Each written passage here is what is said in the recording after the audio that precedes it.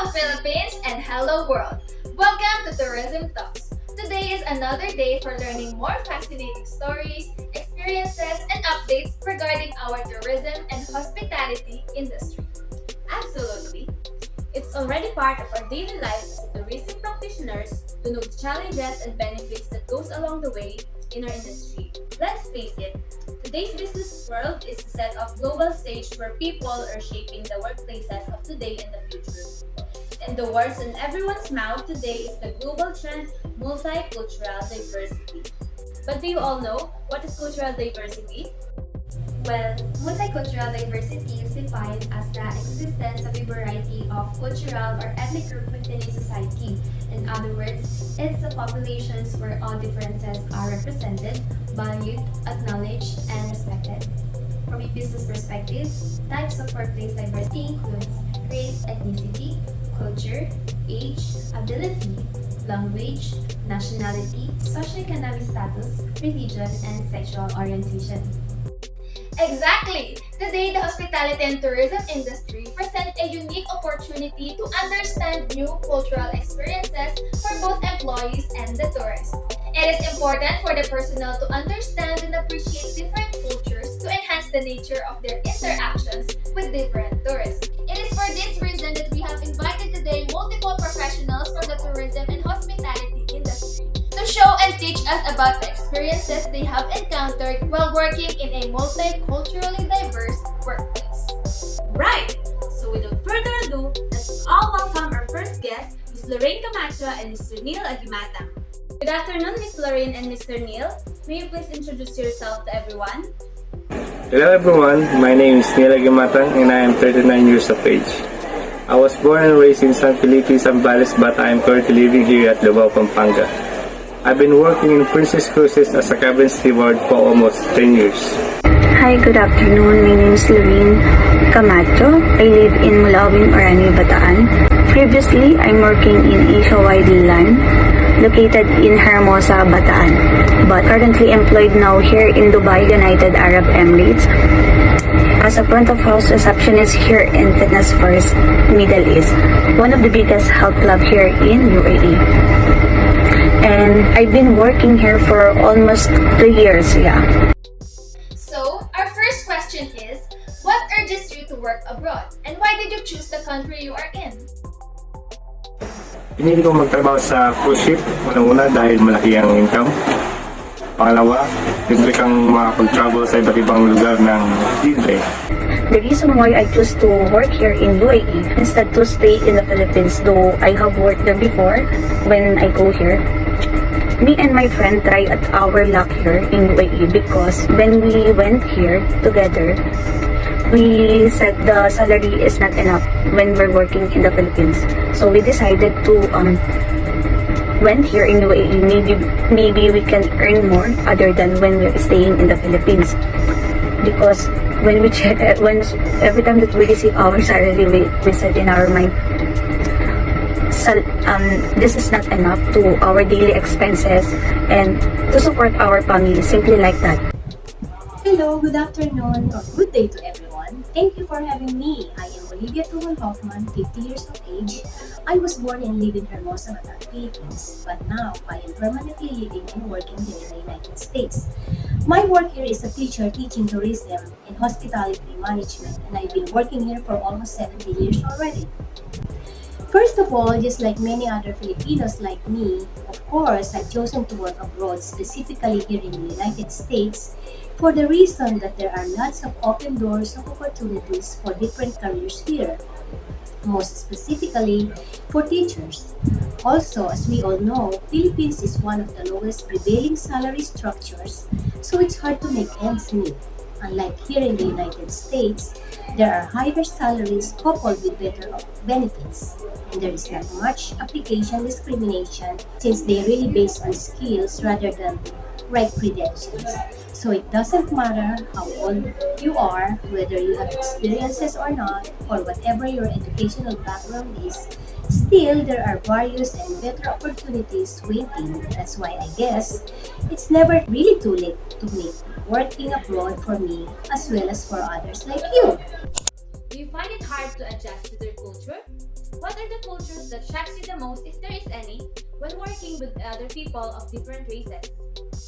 Actually, pag nasa cruise ship ka naman, it doesn't matter naman kung mapa-Asian ka man, European or American. As long as nasa cruise ship ka na, parang may isang culture na kayo na may isang race with isang goal na rin.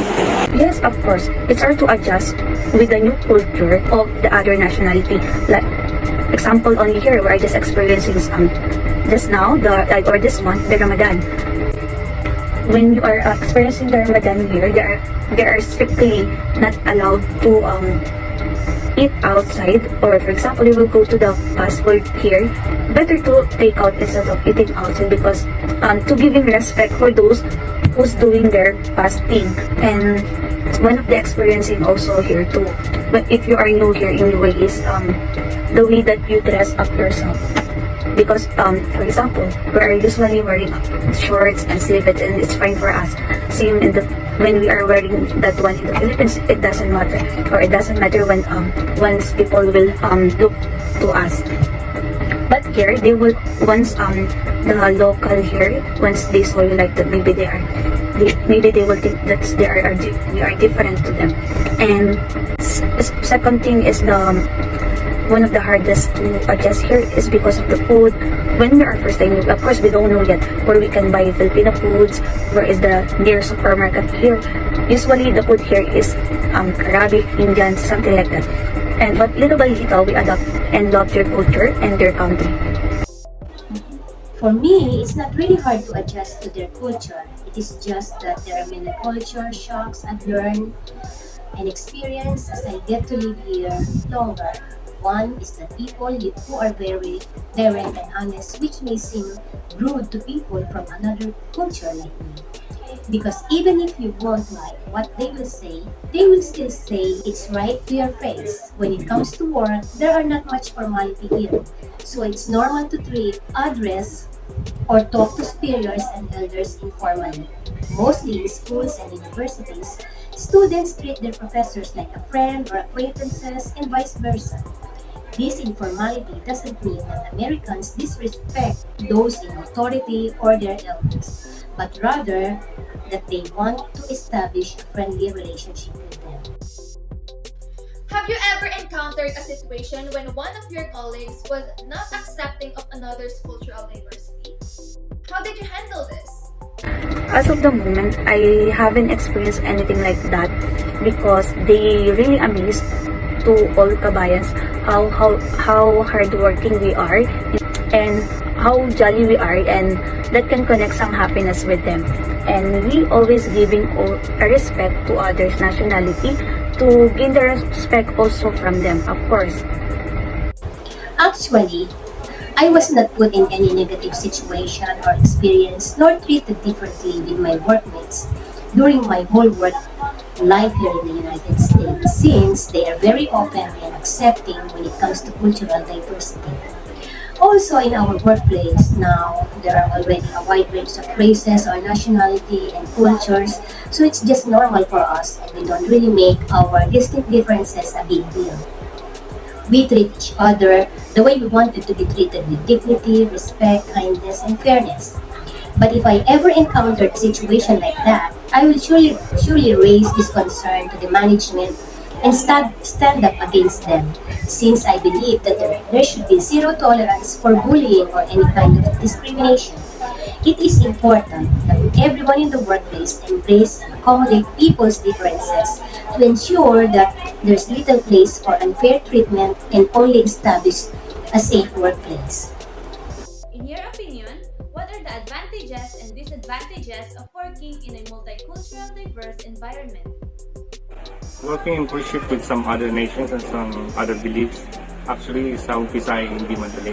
Dahil may kailangan tayong i-adapt sa culture ng iba at sa barko mismo. At ang ibang nations din na may kailangan din i-adapt para sa ating mga Pilipino, at kailangan din nila mag-adapt sa rules and regulation ng barko.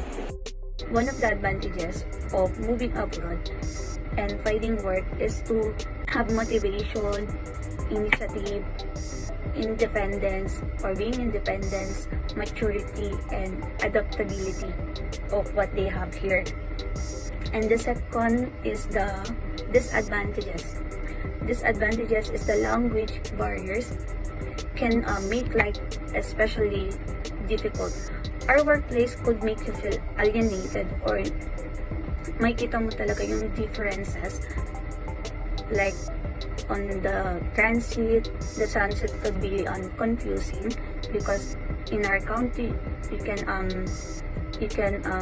passing by through jeep, bus, tricycle, and the other is the neighborhood could be difficult to navigate. Of course, it's difficult also makisama first kasi lalo na kung nakatira ka lang dito, uso yung nakatira lang ng partition. Swerte ka na lang pag nakatira ka mismo, yung may sarili kang room. Pero dito uso yung mga bed space. So, minsan mahirap makisama kasi may iba't iba tayong mga personality. In my point of view, the advantages of working in a multicultural workplace is that we will be able to learn and understand more the different cultural background that each one of us have, which in return teaches values like respect and kindness. It will also help us strengthen our relationship with others and be able to treat everyone equally without needing to compare our distinct cultures. Also, I think it will make our work more productive as we will get to learn each other and will create a positive environment for everyone. On the other hand, the disadvantage of it would be our differences when it comes to opinion and views, decision making, work norms, and behaviors. Due to this, there's a big possibility for intergroup of prejudices and violations of respect. What advices or message would you like to convey or share to people who are exposed to a multicultural diversity in a different country? Ang may share ko lang na experience working on cruise ship is simple lang. Kailangan mong i-adapt kung ano yung kultura na mayroon ng ibang lahi dahil hindi lahat ng culture natin is acceptable sa iba at acceptable sa barko dahil unang-una sa barko ay may sabi natin rules and regulations sila na kailangan mo sundin, mapa-Asian ka, American or European ka man, you have to go to this what they call rules, and that's it, and thank you. My advice to my fellow OFW or kabayan working abroad in different countries is just to embrace and love of what their culture or beliefs that they have and always keep in our mind, show them a respect to gain the respects that we wanted from other nationalities. My advice for those people who are exposed to a culturally diverse workplace abroad is that you should be willing to adapt quickly to people from different cultures as well as new circumstances. Learn to understand others, especially our differences, and never judge them. Also, have patience at all times because being too emotional when it comes to work may get you on the bad side. Tread carefully when you make assumptions about the people you're working with and be willing to alter your perceptions based on experiences. And lastly, be friendly, interact or communicate, and build good relationship with your workmates to avoid conflicts and misunderstandings. Thank you so much. Now let us move on to our next guest. Oh, but before that, please stay tuned and we will be right back. You got the best of me.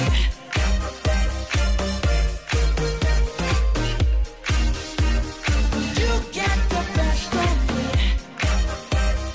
So please just don't let me. You got the best.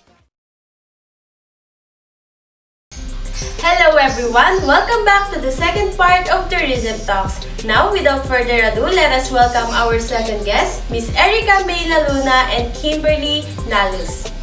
Good afternoon, Miss Erica and Miss Kim. May you please introduce yourself to everyone. Good afternoon and hello everyone. My name is Kimberly Nalus. I am 21 years old. I was born and raised in Bataan until the age of 10. I am now currently living in Western Australia. So I work as a floor staff for a cafe called Miss Moore's for 1.5 years. Good afternoon and hello everyone. I am Camila Luna, 22 years of age. I was born and raised in Tala, Orani, Bataan. I am currently staying here in the Philippines and I am continuing my studies at Bataan Heroes College with a course of Bachelor of Science in Civil Engineering. But I have already experienced working abroad in South Korea at Park Hyatt Seoul Cornerstone Restaurant for I think about 8 months during the year of 2020. During that time, I was 20 years old sa Philippine age pero 22 years old na ako sa Korean age nun. So our first question is, what is the most challenging aspects of working in a culturally diverse environment and how did you cope up with those challenges? The most challenging part of working in a culturally diverse workplace for me was language barrier. When I first started working as a floor staff, it was really difficult for me to understand what they were saying. As Australian people, or as we call them, Aussie people, have a really thick accent. It was really difficult to understand, and I would find myself asking them, sorry, what did you say? Excuse me? So how I try to fix that, or how I cope with that, was I tried to interact with them more. I spent time with them more so that I was able to learn and to understand or pick up any slangs that they would use when they talk. So bilang isang Pinay na naranasang magtrabaho abroad, especially sa South Korea, nung una hindi ko talaga naiwasang maging isang outcast. Kasi syempre ako isa akong Pinoy, tapos yung mga katrabaho ko is Koreans and nasa Korea kami. So meron tayong iba't ibang cultures, may mga gawain sila na nung una hindi ko pa alam kung bakit ganun yung mga ginagawa nila, and ganun din naman sila sa akin. May mga kilos ako, may mga gawain ako na hindi pa rin nila alam. So nahirapan ako nung una sa ganung situation kasi minisip ko na baka dumating yung point na i-judge nila ako without knowing the real reason kung bakit ganun ba ako kumilos. So, na-overcome ko siya sa pagiging isang Pilipino na rin kasi di ba tayong mga Pinoy, kilala tayo bilang friendly, hospitable. So, bilang isang dayuhan sa bansa nila, ako na yung nag-adjust, ako na yung nag-approach sa kanila nung una.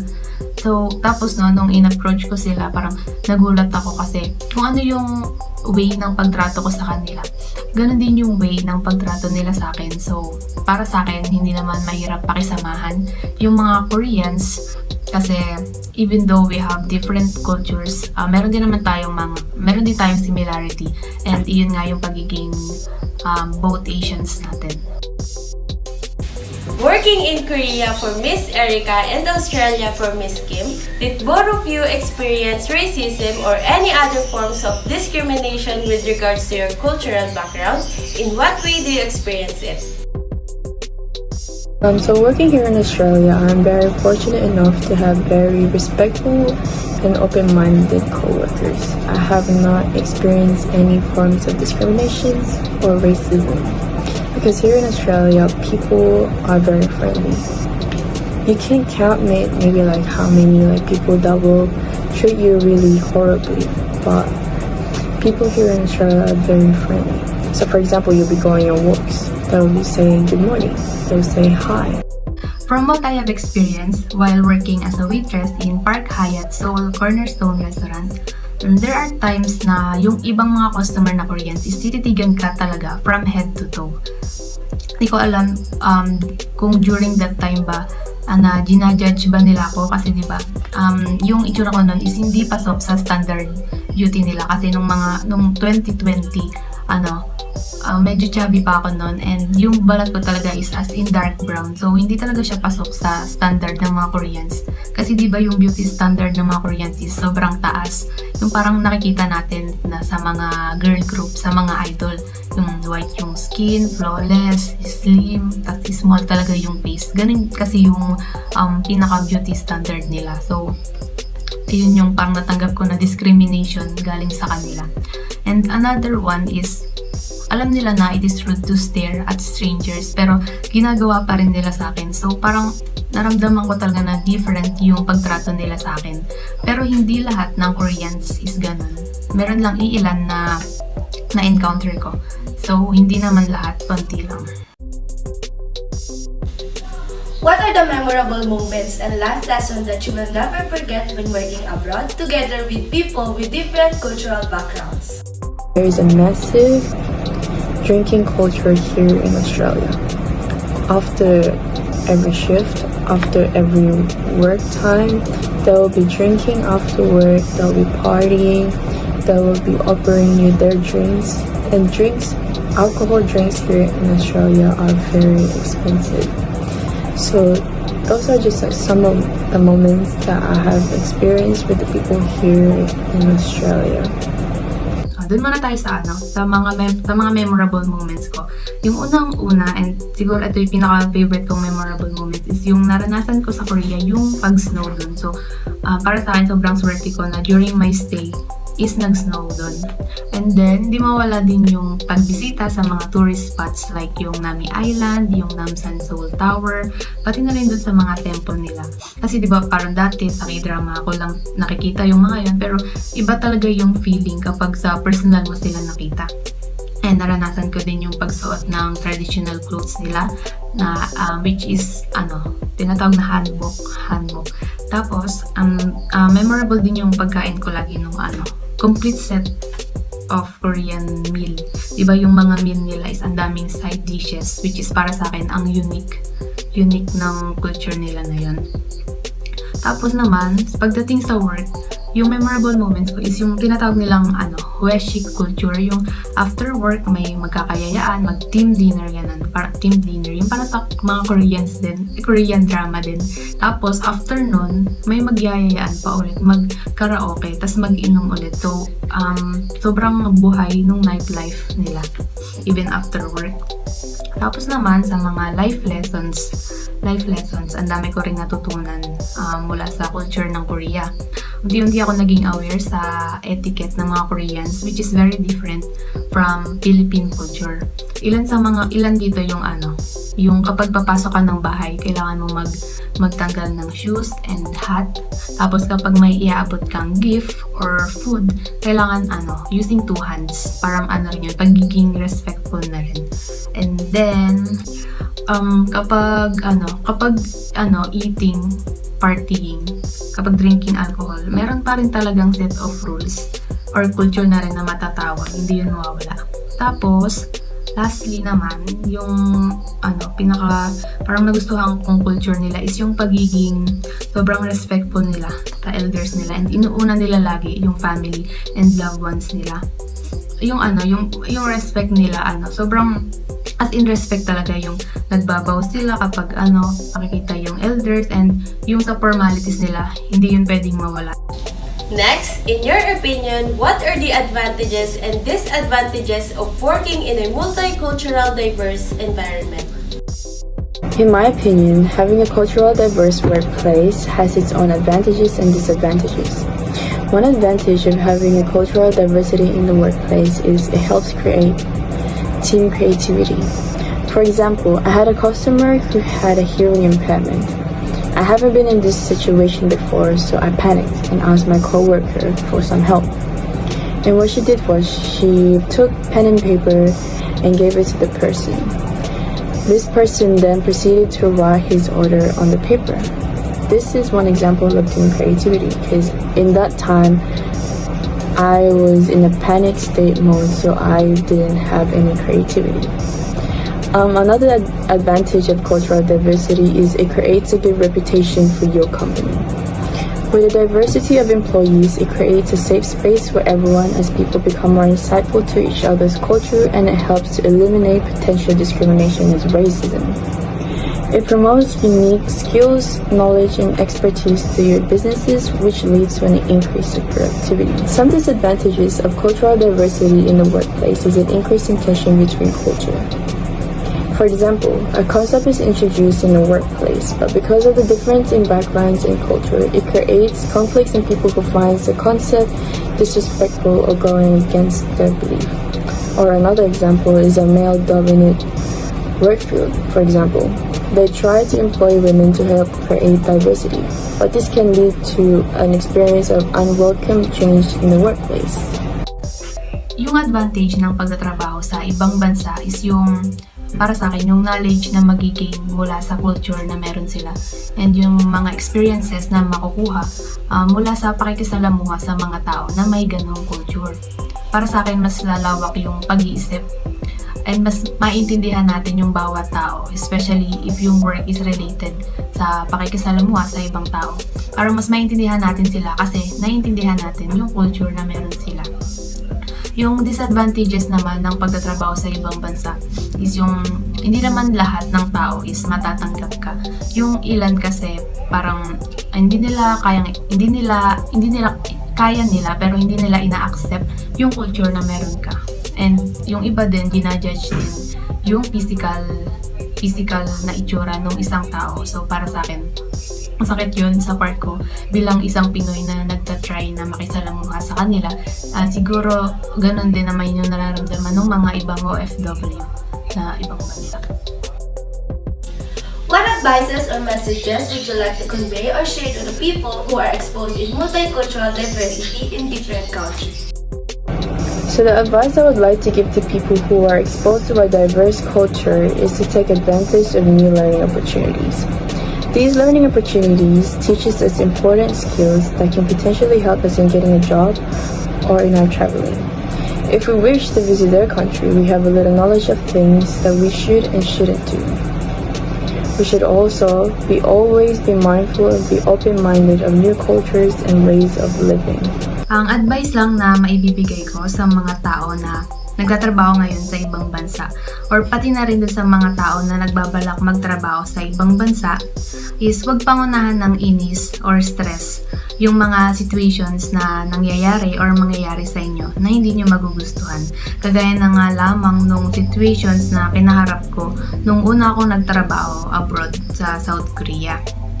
Lagi lang nating intindihin yung bawat isa. Kasi nga, bawat tao may iba't ibang culture na kinalakhan. So, para na rin hindi lumaki yung problema natin, ganun na lang yung gawin natin. Tayo na lang yung umintindi. And mag-adjust na rin kasi nga, dayuhan din tayo dun sa bansa nila. And sa mga tao na matagal nang nagtatrabaho sa ibang bansa and sa mga OFW, sobrang saludo ako sa kanila. Alright, thank you so much Miss Erica Mela Luna and Miss Kimberly Nalus, as well as Miss Lorene Camacho and Mrs. Olivia Hoffman and Mr. Neil Agimatang for taking the time to meet with us and share your incredible experiences. Before we bid our goodbyes, here's Miss Zherina Tayo for today's ending note. For what we learned today, we can see to it that it is indeed that the beauty of the world lies in the diversity of its people. Each of us may have positive or negative experiences or opinions regarding multicultural diversity, but remember, it's our differences that makes us unique and special. No matter what our differences, it may be on our beliefs, religion, languages, or skin color, all of us belong to one race. We should never discriminate, nevertheless accept or appreciate each other. So that is it. See you again here in Tourism Talk.